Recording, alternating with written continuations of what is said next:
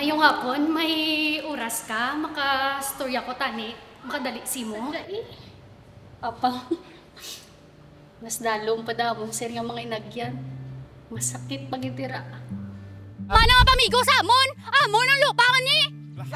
So, I'm Daizal Nicole Diaz, no?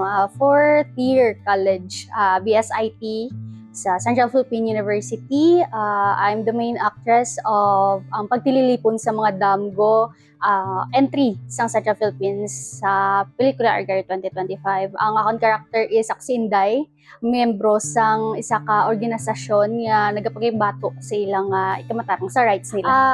I always love doing ni camera, ang mga character impersonation, ang declamation. So may experience ako sang high school, elementary. So ara ang excitement, of course, nga isa ako sa mga character sa mga pelikula. And of course, ang maka-obraman upod ang may mga experience sa filmmaking, especially nung Pete and nung Jessie. So, during preparation, actually, last minute na ako ginghambalan. Hindi gid ako totally ang handpick nga main actress sa muna nga pelikula.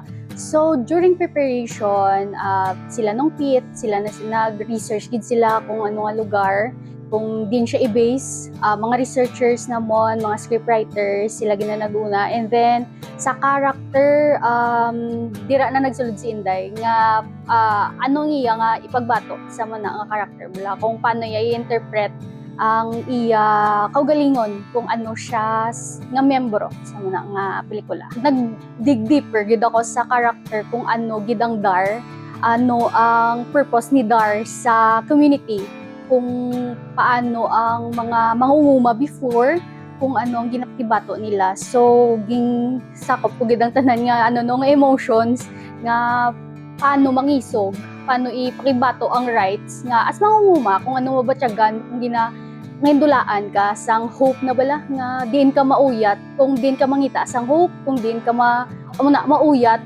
since siyempre nadula si mo ang imong imong mga needed in life na service.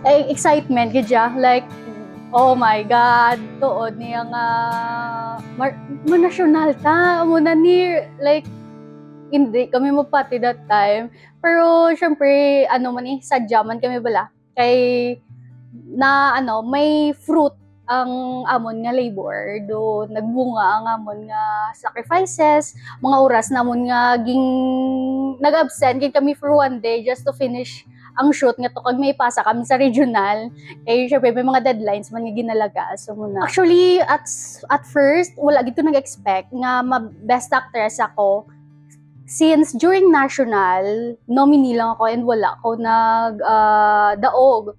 So ang thought nga sa regional gani wala ko nagdaog, national pa ihan daw mo nang pag nominating because 5th ako nga nominee, and then wala daw mo ang mayubla mag-acting. So hindi ni wala ni bako wala gani sa auto ko na siya nga regional gani wala ko national pa ihan, and basta regional naghibi na lang gid ako, nagkuludog na ako sa stage, may speech, wala na ako mabalo kung ano ging hambal ko. And then pagabot na sa live scene, ginapamatiyan, gina-cringe na lang ako sa ginapanghambal ko. Sala, ano ginapanghambal ko? Hindi niya mo dapat. Dumana. So, gato kuludog na lang ako and all. Gisulat kami sang whatsoever na dito. Hindi na ako balo kung mag-spelling sa ngalan ko. So, grabe ang enjoyment man, ang pride nga to represent, of course, Western Visayas sa national level. During Pelikula Agrario, dami ko na learn, to be honest, since mga filmmakers in national level, puro nami ilang films, nami yung mga entries from poster to teasers, makita mo gid nga there's a lot of people with talents, especially with filmmaking.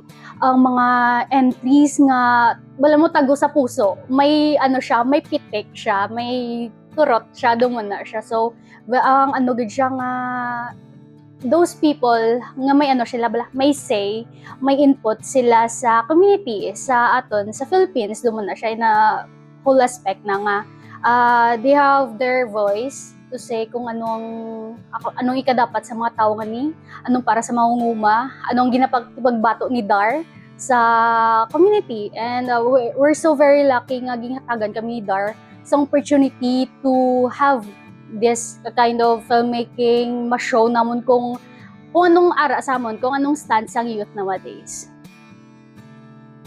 Dalan nga, puno sang paglaong. Kag syempre sir, sadya kami sir. Bisan, hindi lang sagana ang patubas, pero ang mga tao dira sa amon sir, gaulog yun gid sir. Sadya kami Japon.